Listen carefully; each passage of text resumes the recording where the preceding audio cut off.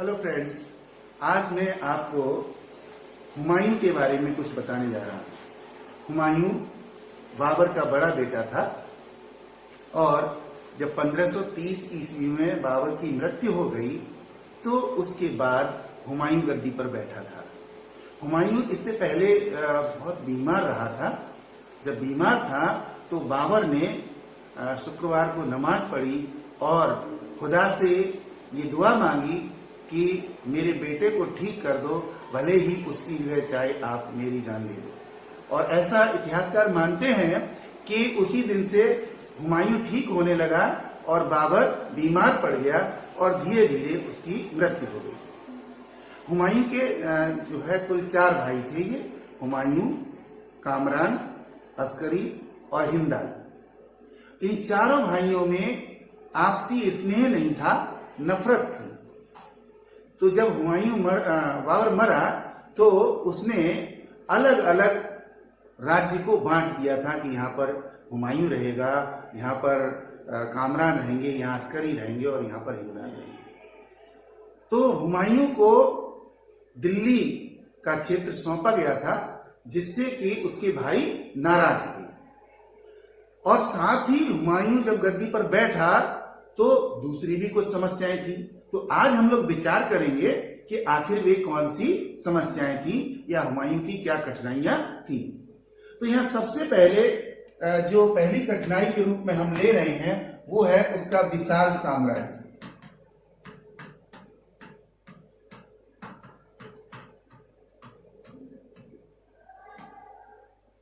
जो बाबर ने साम्राज्य स्थापित किया था वो बहुत विशाल था।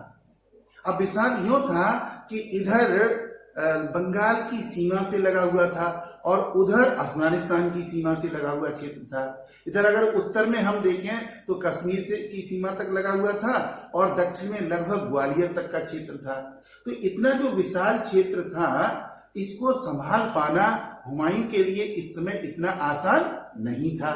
क्यों? क्योंकि उसे यद्यपि वो सूबेदार रहा था कई क्षेत्रों में, लेकिन फिर भी उसे इतना ज्यादा अनुभव नहीं था कि वो पूरी की पूरी राज्य की स्थिति को संभाल सके। तो इसलिए जो है बल्ख, बदख्शां और कुंदुज ये वे प्रांत थे जो मध्य एशिया के भूभाग थे। और यहाँ पर क्या था, भाषा, धर्म, संस्कृति अलग थी, जिससे कि वहां के लोग यहाँ इनकी बात को ही नहीं समझ पा रहे थे। तो ये बहुत ही मुश्किल काम था कि किस तरीके से इतने बड़े साम्राज्य को संगठित रखा जाए। ठीक है, तो ये उसकी पहली समस्या थी। दूसरी समस्या के रूप में अगर हम देखें तो सक्षम प्रशासन।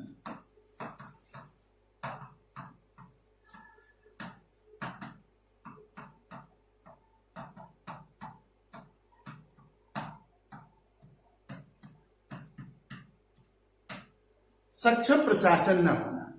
अब आप देखेंगे कि बाबर जो था वो 1526 ईस्वी में पानीपत के युद्ध में विजय पाने के बाद उसने हिंदुस्तान में मुगल साम्राज्य की स्थापना की थी और उसके बाद भी उसको 4 युद्ध लड़ने पड़े थे और 5 युद्ध वो पानीपत से पहले लड़ चुका था। ठीक, अब 4 वर्ष के अंदर 4 युद्ध भी लड़ना और एक ऐसे देश में जहां पर कि अन्य भाषा के लोग हैं, अन्य धर्म के लोग हैं, अन्य संस्कृति के लोग हैं, जहां की वो हर चीज को अच्छी तरीके से नहीं जानता है। तो ऐसे में क्या हुआ कि 4 साल में वो कोई बहुत अच्छी प्रशासनिक व्यवस्था स्थापित नहीं कर पाया था और इसके बाद उसकी हो गई मृत्यु। अब सारी की सारी जिम्मेदारी किसके ऊपर आ गई? हुमायूं के ऊपर आ गई। तो हुमायूं को क्या करना था? हुमायूं को यह करना था कि अपने प्रशासन में अच्छे लोगों को रखे ताकि प्रशासन सही तरीके से चल सके, एक बात। दूसरी बात यह थी कि जो आम जनता थी उसमें ज्यादातर संख्या हिंदुओं की थी। अब उसके सामने सवाल यह था कि उन हिंदुओं को प्रशासन में शामिल किया जाए या ना किया जाए, क्योंकि अगर करते हैं तो मुस्लिम सरदार नाराज हो जाएंगे, नहीं करते हैं तो व्यवस्था सही तरीके से नहीं चल पाएगी। क्यों? क्योंकि वो जो हिंदू लोग हैं वो अपनी समस्याओं को जानते हैं। अब अपनी समस्याओं को जब रखेंगे प्रशासन के सामने तभी तो उनका निदान होगा। तो उनको रखना बहुत जरूरी था, लेकिन प्रशासन सही तरीके से स्थापित अभी हो नहीं पाया था। तो हुआ ये कि उसके सामने ये समस्या आ गई कि वो आखिर क्या करे, है ना। तो लैंड पूल ने इस स्थिति का वर्णन करते हुए लिखा है कि बाबर ने अपने पुत्र के लिए जिस साम्राज्य को छोड़ा उस पर शासन करना आसान नहीं था और न ही हुमायूं उसके योग्य था। देखिए, दो सवाल उठाए यहां पर इतिहासकार ने। पहला सवाल क्या उठाया कि जो बाबर ने राज्य छोड़ा था हुमायूं के लिए, उस पर शासन करना आसान काम नहीं था, क्योंकि बहुत सारी भाषाओं के लोग, क्षेत्रों के लोग, धर्मों के लोग, संस्कृतियों के लोग, उन सबकी समस्याओं का समाधान करना, लॉ एंड ऑर्डर को बनाए रखना आसान नहीं था। एक बात। दूसरी बात, उसने हुमायूं के ऊपर ही सवाल खड़ा कर दिया। क्या कर दिया? कि वो उस काम को करने के योग्य नहीं था। क्यों उसने ऐसा कहा?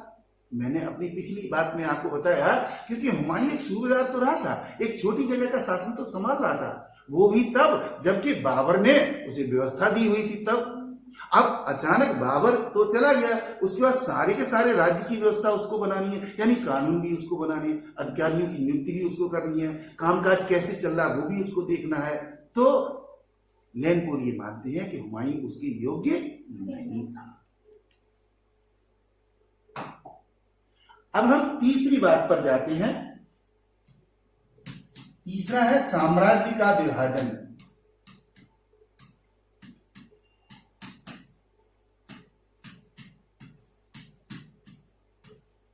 अगली जो समस्या थी हुमायूं के सामने वो थी साम्राज्य का विभाजन। मैंने बताया कि जब बाबर की मृत्यु हुई तो उससे पहले ही उसने जो है अपने राज्य को विभाजित कर दिया था। इसमें कामरान को काबुल व कंधार, अस्करी को संभल और हिंदाल को अलवर दिया गया था और हुमायूं को लाहौर और उसके आसपास का इलाका मिला था। तो इस विभाजन से उसके भाई खुश नहीं थे।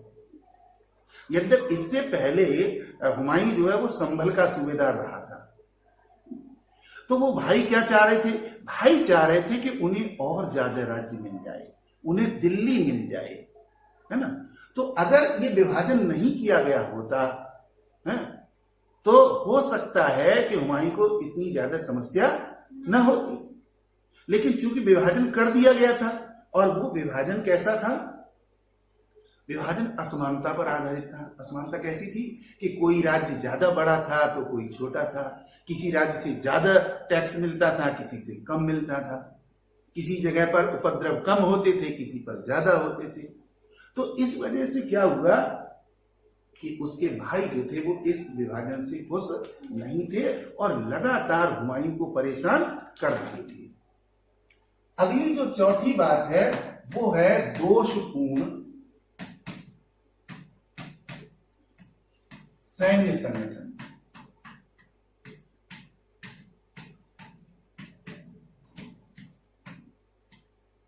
दोषपूर्ण सैन्य संगठन, जो मिलिट्री थी, है ना, वो उसका ऑर्गेनाइजेशन जो था वो इतना अच्छा नहीं था, क्योंकि बाबर ने अपनी सेना के अंदर जाति और वर्ग के आधार पर लोगों को सम्मिलित किया था।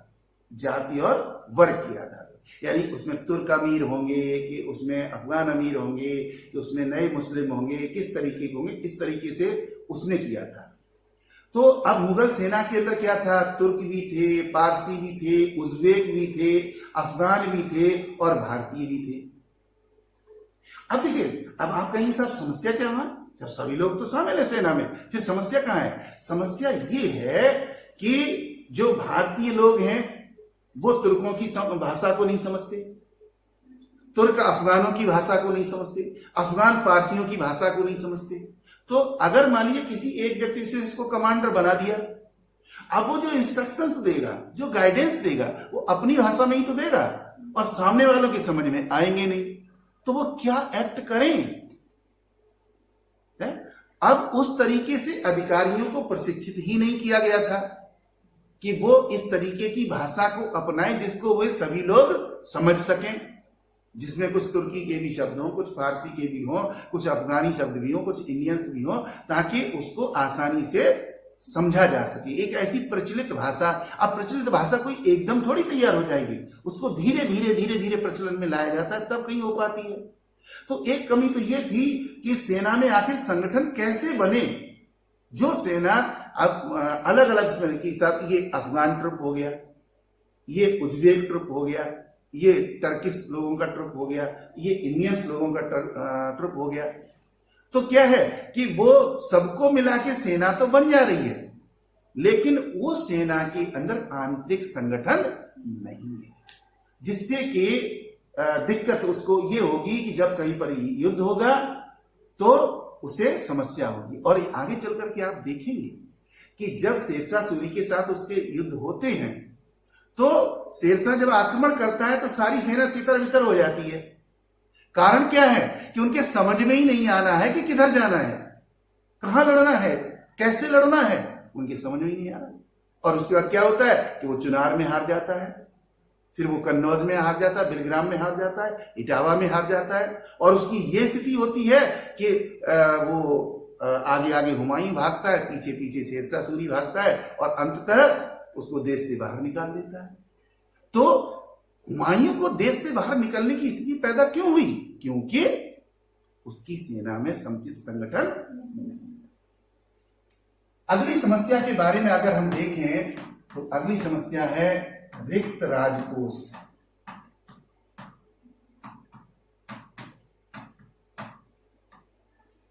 रिक्त राजकोष का मतलब है खजाना खाली होना।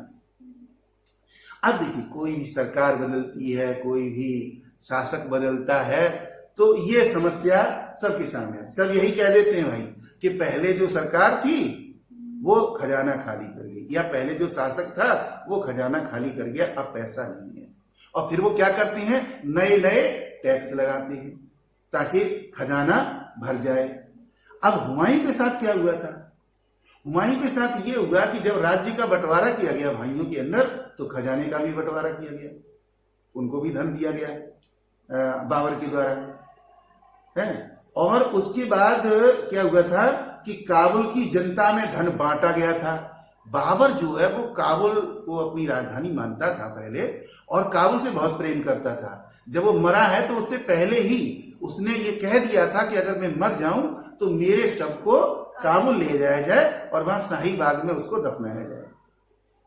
तो काबुल से प्रेम करने के कारण क्या था कि उसने मरने से पहले बहुत सारा धन काबुल की जनता में बंटवा दिया। अब इससे क्या हो गया? इससे ये हो गया कि बाबर की तो मृत्यु हो गई, लेकिन उसकी जो खर्च करने की नीति थी, पॉलिसी ऑफ एक्सपेंडिचर जो थी, वो गलत थी। खूब खर्च करो। अब खर्च तो खूब करोगे, लेकिन पैसा आएगा कहां से? अब बाबर तो मर गया, जिम्मेदारी किसकी आ गई? हुमायूं की। हुमायूं को क्या करना था? Reformation of the state, reconstruction of the goods and other things. कैसे करे? बिना पैसे के होगी क्या? नहीं होगी। सारे के सारे काम पैसे से होते हैं, इसलिए आर्थिक दृष्टि से साम्राज्य बहुत कमजोर हो गया था। रही बची कसर उसके भाई पूरा कर रहे थे। जब मर्जी आए जहां से धन वसूल ले गए, जब मर्जी आए जिसको लूट लिया, कि हुमायूं कहीं आर्थिक दृष्टि से मजबूत न बन जाए, कमजोर बना रहे, हमको मौका मिल जाए दिल्ली सल्तनत को पाने का। तो इस तरीके से हुमायूं को बड़ी समस्या हुई राजकोष के संबंध में। अब हम अगली बात की बात करें कि अगली उसकी समस्या क्या थी, तो थी बाबर के संबंधियों का षड्यंत्र।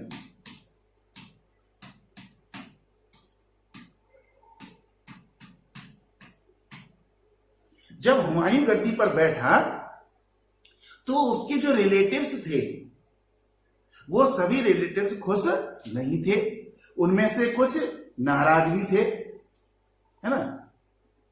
तो यहां पे क्या था कि एक व्यक्ति था जिसका नाम था मोहम्मद जमान मिर्जा। मोहम्मद जमान मिर्जा जो है वो स्वयं को सिंहासन का अधिकारी मानता था, क्योंकि वो अपने आप को सुल्तान का द्वितीयक पुत्र मानता था। कहने का मतलब सौतेला भाई, यानी हुमायूं का सौतेला भाई। मतलब ये है कि इसके बाबर के जो है कई बेगमें थी, 8-9 संतानें थी, है ना। तो ये इन मुगलों में ये प्रचलन था ही। तो जब एक महिला से उत्पन्न भाइयों को राज्य मिल गया तो दूसरी महिला से उत्पन्न भाई नाराज हो गए। वो षड्यंत्र करने लगे कि किसी तरीके से षड्यंत्र करके हुमायूं को गद्दी से हटाया जाए और स्वयं गद्दी पर बैठा जाए। इसी तरीके से एक और अन्य व्यक्ति थे, उनका नाम था मोहम्मद मेहदी ख्वाजा। मोहम्मद मेहदी ख्वाजा नामक व्यक्ति थे, वो भी नहीं चाहते थे। ये बाबर के बहनोई साहब थे, यानी कि हुमायूं के फूफा जी है। वो भी नहीं चाहते थे कि हुमायूं गद्दी पर बैठा रहे या उसको राज्य को चलाए। तो अब इसी तरीके से अब क्या हुआ कि ये दो तो खास आदमी थे, अब इनके साथ में दूसरे रिलेटिव्स भी जुड़ गए। तो ये दो व्यक्ति दो गुट बन गए, दो पावरफुल गुट बन गए। और वो क्या करने लगे, बराबर षड्यंत्र करने लगे। किसके खिलाफ? हुमायूं के खिलाफ, कि किसी तरीके से इसको गद्दी से हटा दिया जाए। और वो जो भी व्यवस्था करता था उसमें बराबर वो कमियां निकालते रहते थे। अगली राजपूत समस्या।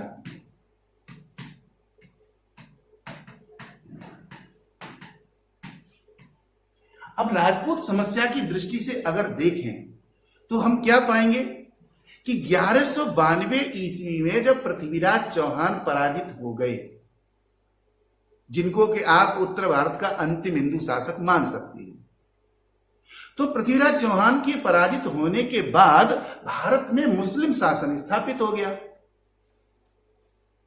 सल्तनत काल, जिसमें कुतुबुद्दीन ऐबक, इल्तुतमिश, रजिया, बलबन, अलाउद्दीन खिलजी और फिर तुगलक वंश के लोग और उसके बाद लोधी वंश के लोग। तो राजपूत बराबर संघर्ष करते रहे। उन्होंने इल्तुतमिश से भी संघर्ष किया, उन्होंने बलबन से भी संघर्ष किया, उन्होंने अलाउद्दीन खिलजी से भी संघर्ष किया, सभी से संघर्ष किया। और वो क्या चाहते थे कि किसी तरीके से इस मुस्लिम शासन को खत्म करके फिर से हिंदू राज्य स्थापित किया जाए। लिहाजा वे बराबर विद्रोह करते रहे थे। अब जब बाबर ने मुगल साम्राज्य की स्थापना कर दी, उसके बाद उसकी मृत्यु हो गई, तो हुमायूं जो समस्याओं से घिरा हुआ था, राजपूत ने सोचा इससे बढ़िया मौका नहीं मिलेगा। लिहाजा उन्होंने क्या काम कर दिया, जगह जगह विद्रोह करने शुरू कर दिए। तो अब समस्या यह थी कि how to control the Rajput power, कैसे मुगल साम्राज्य को राजपूतों से बचाया जाए। तो एक तो उसके घर में ही झंझट चल रहा है पहले से हुमायूं के, ठीक है ना। अब दूसरे राजपूत बराबर क्या कोशिश करें, अपनी आन बान और शान, जिसको कि 1192 ईस्वी में खो चुके थे, उसको पाने के लिए बराबर प्रयास कर रहे थे। इसलिए राजपूताना के विभिन्न क्षेत्रों में हुमायूं के खिलाफ विद्रोह की आग भड़कने लगी। तो अब उसके सामने एक और नई समस्या आ गई कि कैसे कंट्रोल करें इनको, ठीक है। अब अगली जो समस्या थी वो थी अफगान समस्या।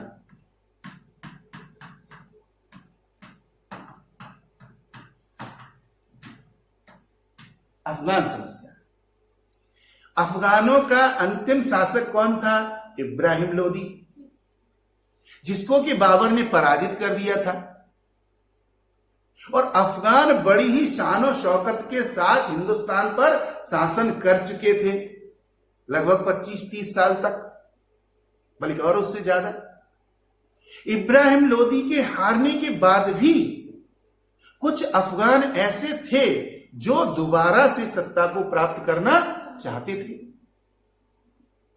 लिहाजा अब वो बाबर के सामने तो उनकी दाल गली नहीं, क्योंकि बाबर से तो पहले इब्राहिम लोदी हार गया, फिर महमूद लोदी हार गया, फिर कुछ और हार गए। लेकिन जैसे ही सत्ता बदली वैसे ही उन अफगानों ने फिर से सर उठाना शुरू कर दिया।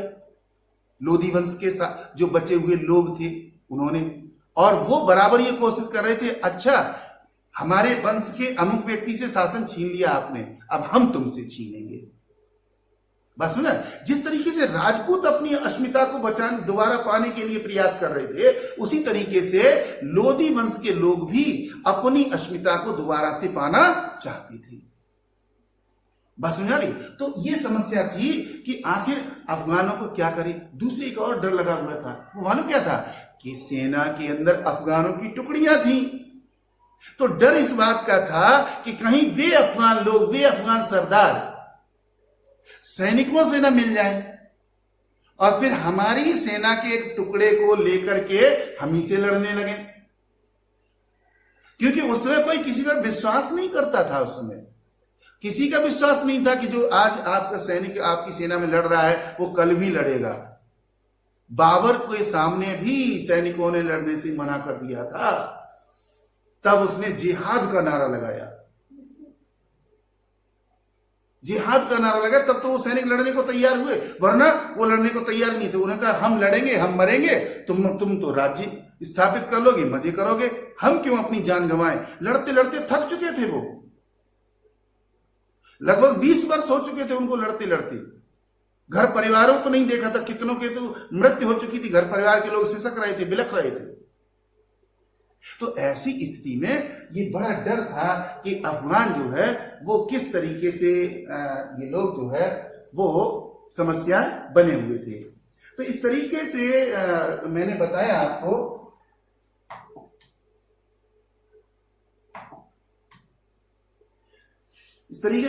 बताया कि हुमायूं गद्दी पर तो बैठ गया, सिंहासन तो हिंदुस्तान का प्राप्त कर लिया, लेकिन उसको किन किन समस्याओं का सामना करना पड़ा। तो आज हमने इस बात पर डिस्कस किया है। आप लोग इसको एक बार और पढ़िए और अपना ज्ञानार्जन करते रहिए। Best wishes to all of you. Good luck, good bye, thank you very much. कल एक नए टॉपिक के साथ फिर मिलेंगे।